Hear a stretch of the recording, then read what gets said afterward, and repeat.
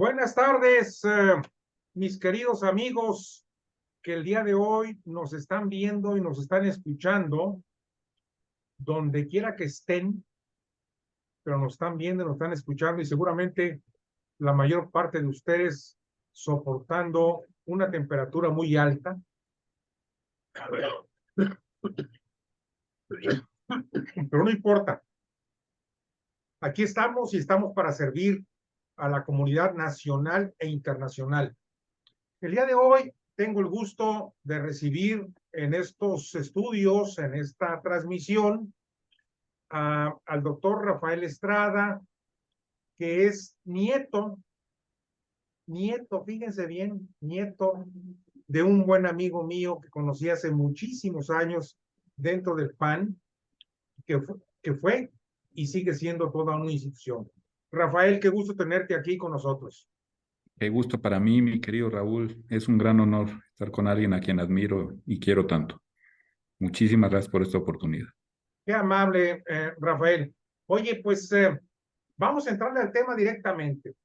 Sí, señor. Los antecedentes creo que ya los conocemos de que Morena trató ahí de llevar a cabo todo un desasiado proceso para modificar la Constitución, la cual pues no progresó ni en el plan B1 ni en el plan B2. Y la Ujú. mejor prueba es que el día de ayer la Suprema Corte de Justicia de la Nación, en una propuesta del ministro Lainez, pues desecharon la misma en la parte número 2, que ya estaba desechada la parte número 1. Sí, señor.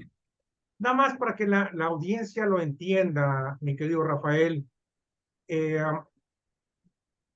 Esto lo voy a mover un poco más adelante hacia el lado político, pero Ujú. ahorita tú danos tu versión, el por qué el maestro Lainez fue apoyado con 9 votos de los 11 para que se desechara esta propuesta de AMLO y Morena y sus huestes en la Cámara de Diputados y en la Cámara de Senadores. Te escuchamos, Rafael. Muchas gracias, Raúl. Pues efectivamente, a ver, primero hubo un plan A, del que ya no nos acordamos, pero ese era el de reformar la Constitución. Y traía muchísimas cosas, incluso se llegó a hablar de reconfigurar la composición de las cámaras, buscando mayorías calificadas en ambas cámaras. Eso si hubiera pasado, bueno, pues hubiera consolidado un régimen muy distinto al que hemos vivido desde la transición democrática. Pero en fin, eso ni siquiera llegó a impugnarse porque no se obtuvieron las mayorías calificadas para reformar la Constitución. Luego vienen los planes B. Digo planes porque la Corte dividió su discusión, como muy bien nos decías, en dos. Y estas eran una serie de reformas a las legislaciones secundarias, incluso la expedición de una nueva ley general de medios de impugnación y recursos en materia electoral, que, bueno, pues con las mayorías que tenía el oficialismo en ambas cámaras, podían haber pasado. Si se hubieran, vamos a decirlo así, discutido de manera adecuada en las cámaras, conforme a un debido proceso legislativo, pues en una de esas de fondo habría habido algunas cosas que hubieran resultado irregulares y por lo tanto inconstitucionales, pero en general parece ser que se hubieran mantenido. Nunca lo sabremos porque la Corte no tuvo ni en la discusión B1 ni en la discusión B2 que entrar al fondo, mi muy estimado Raúl. La B1, eh, por eso no sorprenden los 9 votos de ayer, la B1 fue desechada. Es decir, las reformas que sufrieron la Ley General de Comunicación Social, en donde hay un problema que ha señalado Irene Levy de reviviscencia. No me meto demasiado, pero en realidad no sabemos hoy por hoy cuál ley de comunicación social está vigente y eso puede generar problemas en el corto plazo en relación con los derechos de las audiencias, los derechos que tenemos frente a los mensajes que nos van a mandar en tiempos públicos los partidos políticos. Ahí queda el problema. Si resucitó o no resucitó una legislación que fue en su momento modificada, en fin, no se ha discutido todavía el asunto hasta donde entiendo, en la Suprema Corte. Y la Ley General de Responsabilidades Administrativas, que también fue declarada inconstitucional por violaciones al procedimiento legislativo en este paquete B1. En aquel momento, incluso, el ministro que fuera presidente de la Corte, Arturo Saldívar, votó por la inconstitucionalidad por violaciones graves. Ahorita vamos a esta distinción que hace el propio doctor Saldívar entre lo que es grave y no grave en el procedimiento parlamentario. eh, eh, las violaciones graves que se cometieron en el tránsito, en el trámite de la legislación, sobre todo en Cámara de Diputados. ¿Qué pasa con el B2, que fue lo que se discutió ayer? Un proyecto, efectivamente, del ministro Javier Lainez, en donde se iba a discutir por idénticas razones y en un paquete que fue discutido pues prácticamente en las mismas sesiones y dijéramos con las mismas irregularidades. Por eso digo que no sorprende el 9.2, aunque pues ya entraremos al análisis político, en donde tú eres un experto mucho mayor que yo, y bueno, pues ahí sí que es de pronóstico reservadísimo lo que le puede suceder al Tribunal Pleno. Pero en este paquete B2, pues de lo que se habló es de una ley o reformas a la Ley General de Instituciones y Procedimientos Electorales, famosa ley que vino a sustituir al COFIPE y que digamos que es la ley marco, la ley madre de todo lo electoral en nuestro país, la Ley General de Partidos Políticos, que fue una novedad del sexenio de Enrique Peña Nieto, ¿no? Y que, bueno, era modificada en algunos aspectos pues importantes o de trascendencia, y la Ley Orgánica del Poder Judicial de la Federación en lo que se refiere al Tribunal Electoral. Algunos llegaron a discutir en la Cámara de Diputados si podía constreñirse, imagínate nada más, a los magistrados del Tribunal Electoral a que no interpretaran en absoluto, y mucho menos en relación con principios electorales, y se constriñeran a aplicar como si fueran robots, como si fueran autómatas, inteligencia artificial, como lo quieran ustedes ver, se constriñeran a aplicar exactamente al caso las disposiciones legales. Ya sabemos que eso es imposible, que siempre tiene que haber un margen de interpretación, y más cuando hablamos de principios constitucionales, pero para allá hubiera podido transitar eventualmente un plan B en materia de tribunal electoral. Y la mencionada expedición, que venía a sustituir a la antigua legislación recursal, la Ley General de Medios de Impugnación y Recursos en materia electoral. Bueno, pues lo que planteaba hasta cierto punto era muy sencillo en su proyecto el ministro Lainez. Como compartieron procedimiento legislativo, el B1 y el B2, los paquetes B1 y B2, en ambos casos, por cierto, que se había otorgado la suspensión, tú recordarás, mi querido Raúl, con grave enojo por parte del titular del Ejecutivo de la Unión, aduciendo que, como es verdad, ni el artículo 105 constitucional ni su ley reglamentaria permite en acciones de inconstitucionalidad otorgar la suspensión. Esto ha derivado de una interpretación que se ha hecho en sede del propio Tribunal Pleno de la Suprema Corte. Pero en fin, sea de ello lo que fuere, se habían suspendido, o sea, no tenían aplicación hoy por hoy, ni el llamado desmontaje del INE, ni las nuevas disposiciones recursales y de medios de impugnación, ni tampoco aquello que tenía que ver con comunicación social y con Tribunal Electoral había entrado en vigor por la suspensión que se había concedido por el propio tribunal y por la Suprema Corte, quiero decir, ¿no? Y ya les digo que no sorprende demasiado que el proyecto del ministro Lainez pues también pasara por 9 votos contra 2. Los 2 votos contrarios y por lo tanto favorables a que se mantuviera el plan B, pues son los mismos 2 votos del plan B1, que son los de la ministra Loretta Ortiz y los de la señora Yasmín Esquivel. ¿Cuál es la razón por la que las violaciones al procedimiento legislativo eh, impiden, digamos, que entre al sistema jurídico con legitimidad una disposición? Pues la razón también hasta cierto punto es sencilla de entender, aunque esta distinción a la que me referiré que hace el ministro Saldívar entre lo que es grave violación de un procedimiento legislativo y lo que no es, pues mete un poco de ruido, un poco nada más, porque ya hemos visto que la posición mayoritaria de las ministras y de los ministros no va por ahí. Bueno, básicamente hay una cuestión de falta de motivación. Todos sabemos que los actos jurídicos que expiden los poderes, cualquiera de los poderes públicos, tienen que estar siempre fundados y motivados. Si tú no motivas adecuadamente, mi estimado Raúl, por qué consideras obvia y especial, obvia y urgente resolución, la discusión y por lo tanto la aprobación de una disposición legislativa, obviando los trámites parlamentarios, en cuanto a las horas de discusión, en cuanto al debido análisis en comisiones, los dictámenes que las comisiones parlamentarias tienen que expedir, si no motivas, es decir, si no fundamentas en hechos claros por qué consideras que algo es de urgente y obvia resolución, pues esa dispensa de trámites es irregular. Y por lo tanto, todo lo que viene después de ella, la expedición del decreto que reforma disposiciones de carácter secundario, la que expide una ley de medios de impugnación, en fin, todo lo que viene después,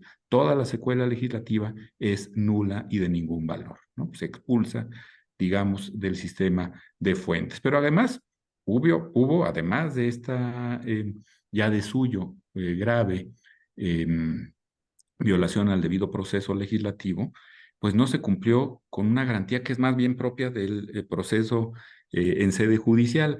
Me llama mucho la atención cómo ya estamos llevando términos y conceptos del debido proceso en materia tribunalicia y judiciaria al debido proceso parlamentario. Y eso es una buena noticia porque durante el largo letargo autoritario en nuestro país, en el siglo XX, pues los diputados y los senadores hacían y deshacían, como tú sabes muy bien, mi querido Raúl, sin que nadie, mucho menos la Suprema Corte, se metiera a ver si habían por lo menos seguido las formalidades esenciales del procedimiento legislativo.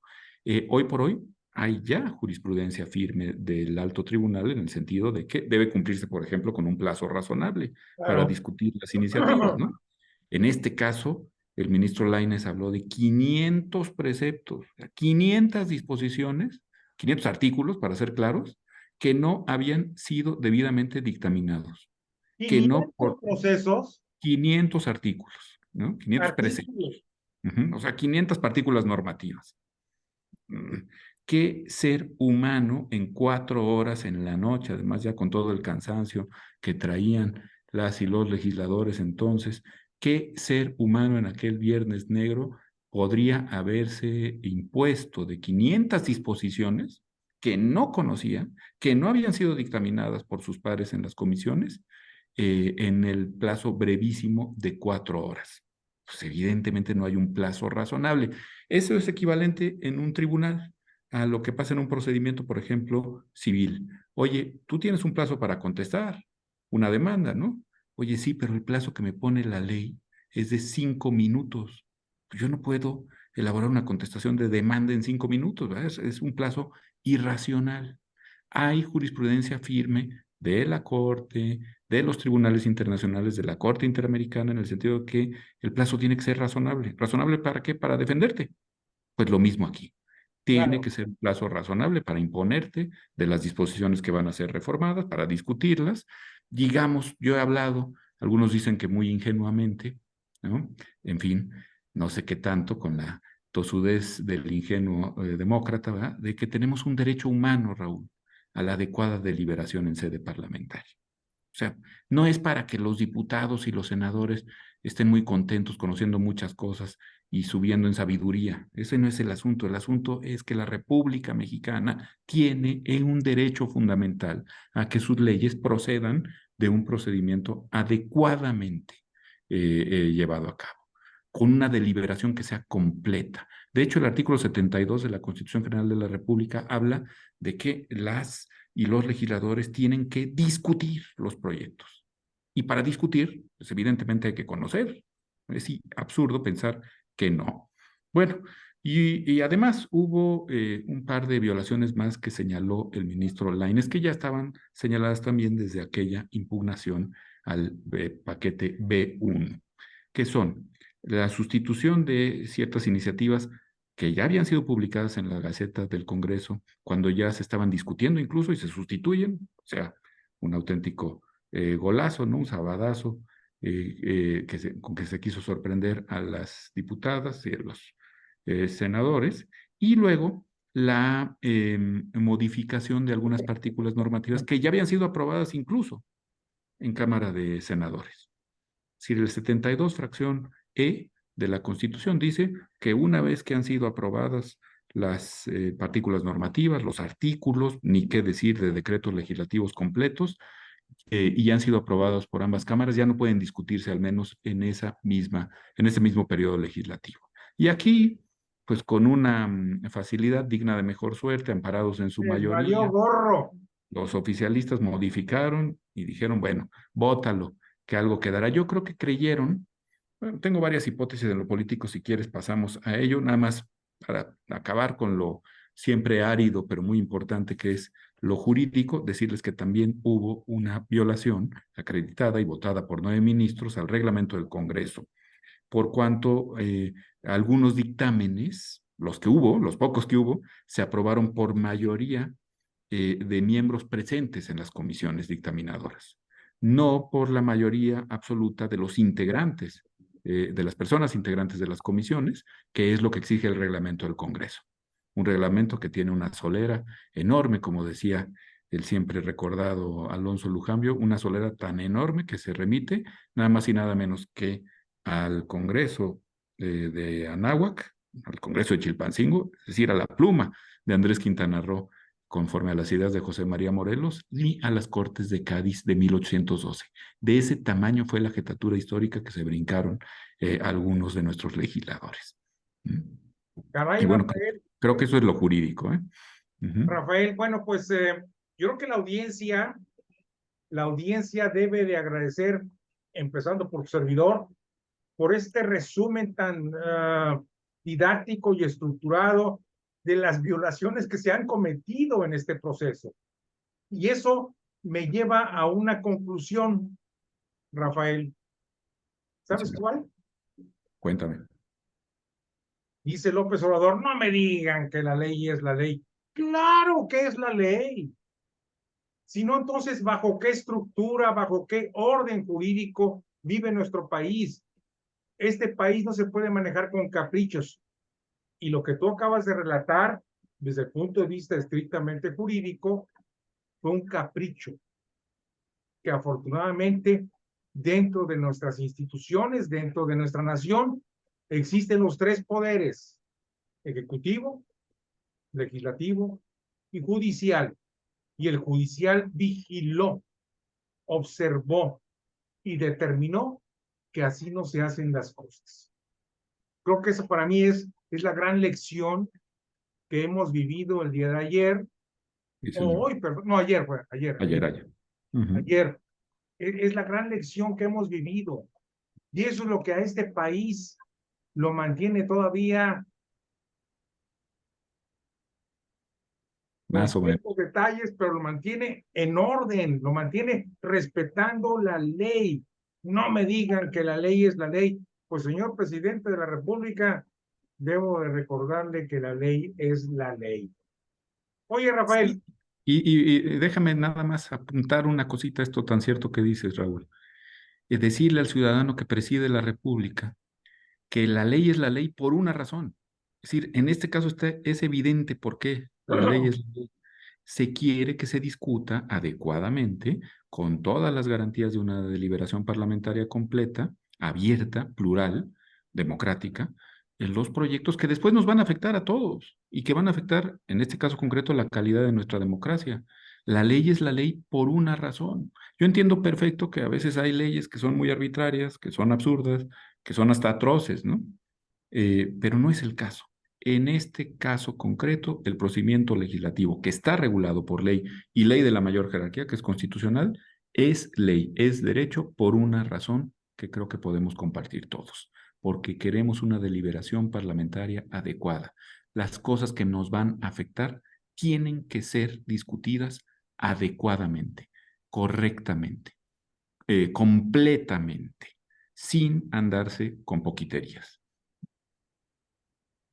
fíjate que eh, esto me lleva a una segunda parte de esta entrevista, a comentarte contigo y con la audiencia de que lamentablemente este gobierno se ha trabajado no bajo la ley, sino bajo la simulación y el capricho de una persona. Y para mí eso es grave. Y estoy seguro que para toda la estructura de nuestro país también. Entonces, yo te preguntaría, mi estimado Rafael, ¿qué percibes tú? Ya voy a entrar en el aspecto político más que jurídico. ¿Cómo ves tú el proceso electoral del 2024? ¿Será un proceso que se va a mantener dentro de la ley o será un proceso desaseado? Mira, yo en esto, por supuesto, tengo una experticia mucho menor que la tuya, pero me atrevo a ser un poquito pesimista. Em, yo creo que el llamado Plan C ya se echó a andar desde hace mucho. No creo en casualidades, no creo en espontaneidades, no creo en improvisaciones. Los políticos, no solo los que actualmente están en el poder, en general, los políticos tienen las cosas bien planeadas desde el principio. Y si no es A, es B, y si no, es C, y eso lo saben desde el principio. Y X, si, Y y Z. ¿no? X, Y, Z y lo que sea necesario para mantener el poder. De eso se trata la política, tampoco nos asustemos demasiado. Pero en este sentido yo creo que ya tenían muy claro que no iba a pasar el plan B en ninguna de sus dos dimensiones, así como no pasó el plan A, y que ya estaba desde que se eligieron a las personas que cubrieron las vacantes en el Instituto Nacional Electoral, esto perfectamente calibrado y que ya saben que habrá muchas cuestiones de interpretación de la legislación tal cual se quedó, porque esto hay que decirlo también. ¿Qué implica que se haya declarado inconstitucional el Plan B? Que las elecciones del 2024 se van a desarrollar conforme a la legislación, que en algunos aspectos era bastante defectuosa, pero en otros no tanto, conforme a la legislación con la que hemos ido manejando los comicios desde 2018 y por supuesto los de 2021. ¿Sí? En eso no hay cambios en cuanto a la letra de la ley, gracias a lo que ayer resolvieron por mayoría en la Corte. En lo que sí hay cambios es en la interpretación en sede administrativa de la ley, Raúl. Y ahí es donde yo me permito ser un poco pesimista, porque vimos los ataques tremendos que recibió el Instituto Nacional Electoral, que todavía pueden ahora seguirse de ataques en un aspecto vital para las elecciones, que es el aspecto presupuestal. Bien, mal o regular, se hayan cometido o O no sea, ¿tú excesos, consideras que el ¿sí? aspecto de dinero, de financiamiento va a ser clave? Va a ser clave y eso sí lo tiene en sus manos la Cámara de Diputados, que tiene una mayoría consistente del oficialismo, ¿no? Morena y sus aliados. Entonces, primero tenemos este asunto.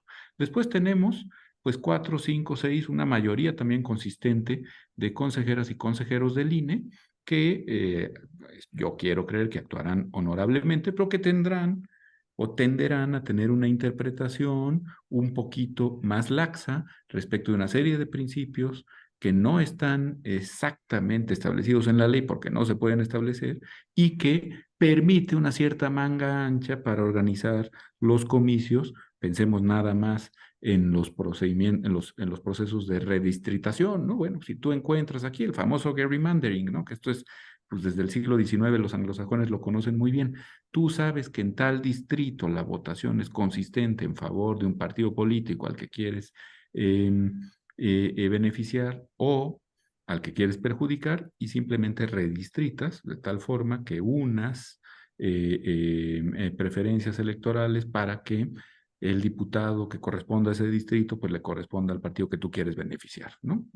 No digo que vayan a ser tan burdos, no tengo manera de saber que así será, pero recordemos que las últimas vacantes se cubrieron entre ternas que fueron aprobadas exclusivamente por el partido oficial y sus aliados en la Cámara de Diputados.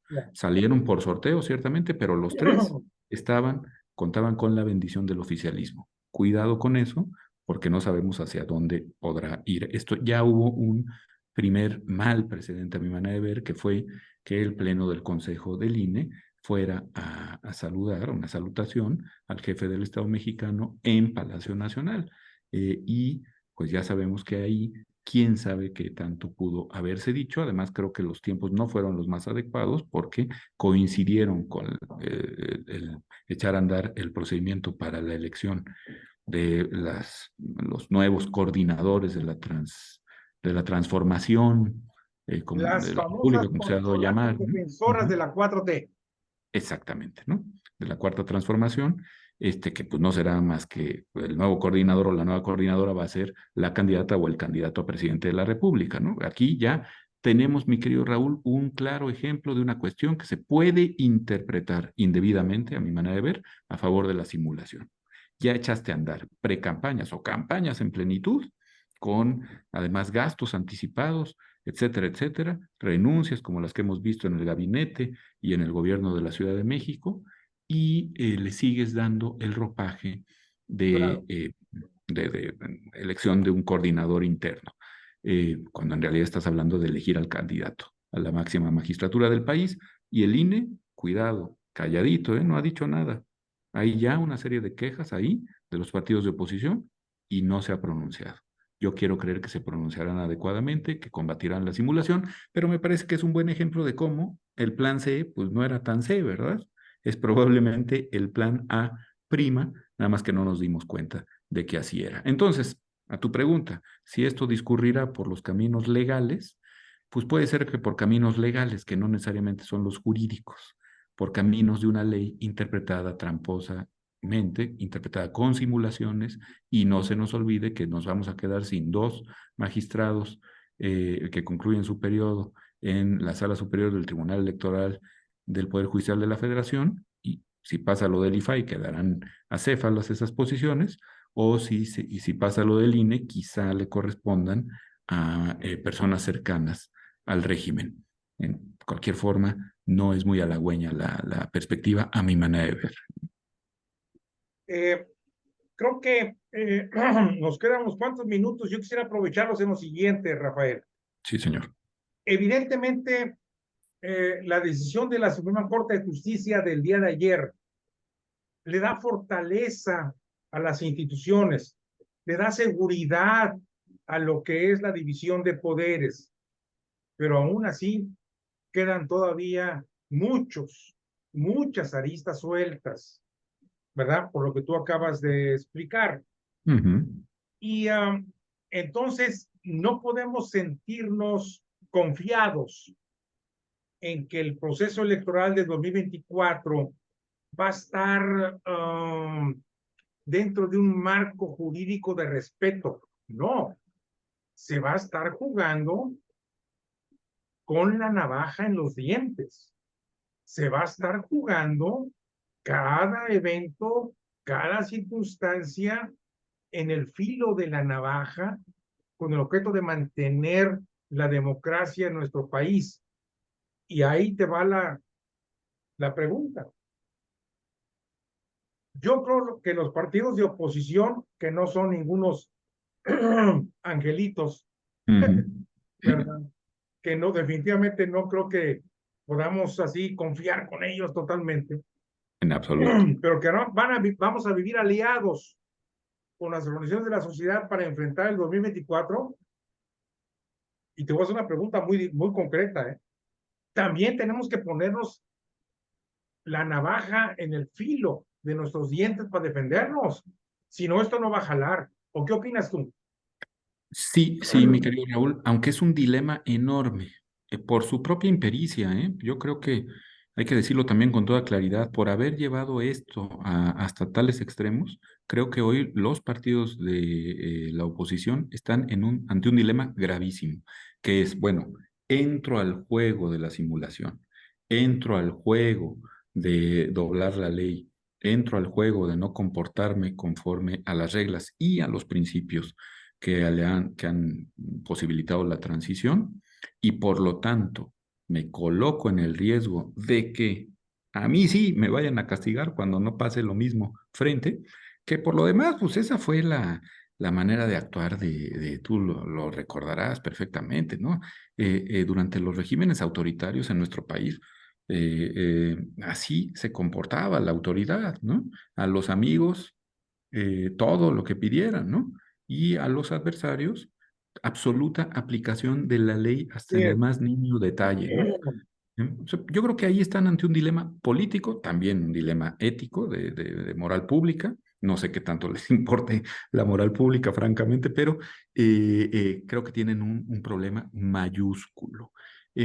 Ahora promovemos una simulación semejante a la que están llevando a cabo desde el oficialismo, iniciamos precampañas y campañas y nos arriesgamos a que ocurra lo que tenga que ocurrir, o esperamos y damos un ejemplo de impoluto cumplimiento de la legislación.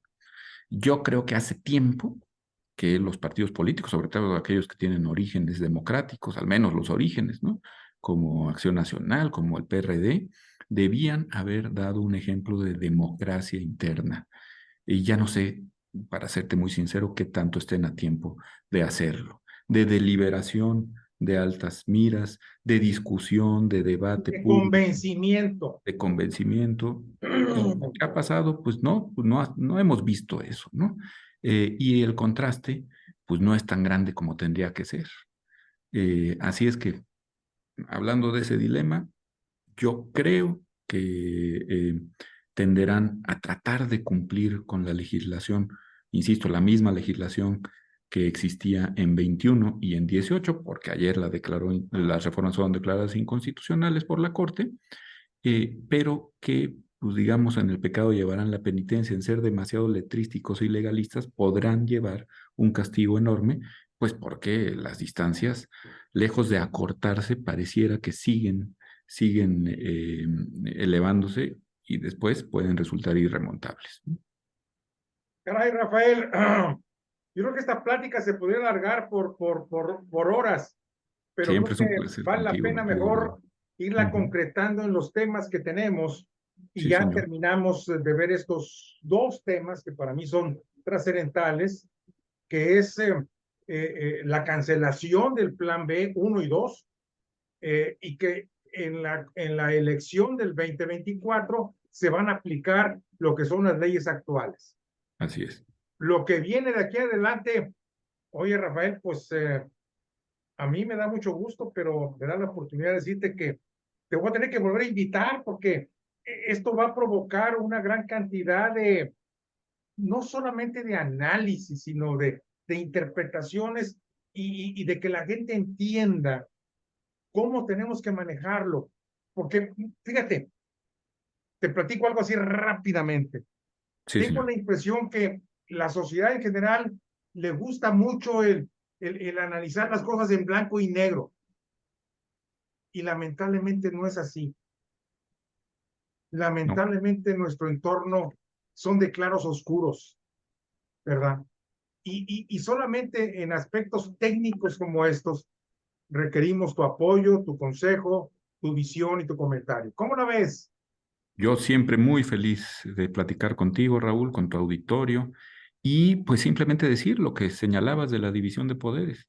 Hay que entender que lo que se juega en el 24 es el Congreso, ¿no? Es el Congreso, hay que hablar del Congreso, impedir mayorías calificadas en el Congreso, porque ahí sí, si se tienen mayorías desde el oficialismo para desmontar el engranaje de la división de poderes, piensa simplemente en esta propuesta de la elección popular de los ministros de la Suprema Corte de Justicia, pues ahí sí ya te quedaste sin árbitro por un Claro, buen tiempo, ¿no?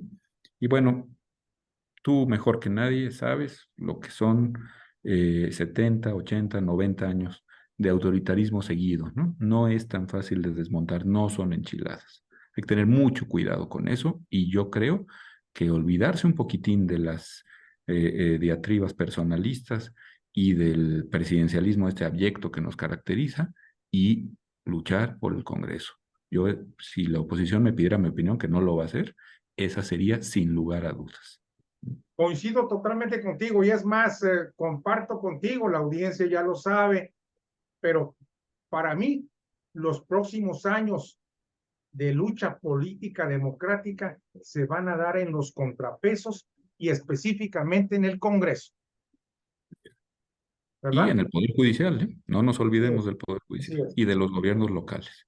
Ujú. Te mando un abrazo, mi querido Rafael, Gracias y por todo, mi querido Raúl. deseo que tengas un feliz fin de semana, Igual. caluroso, pero que sea amable y agradable.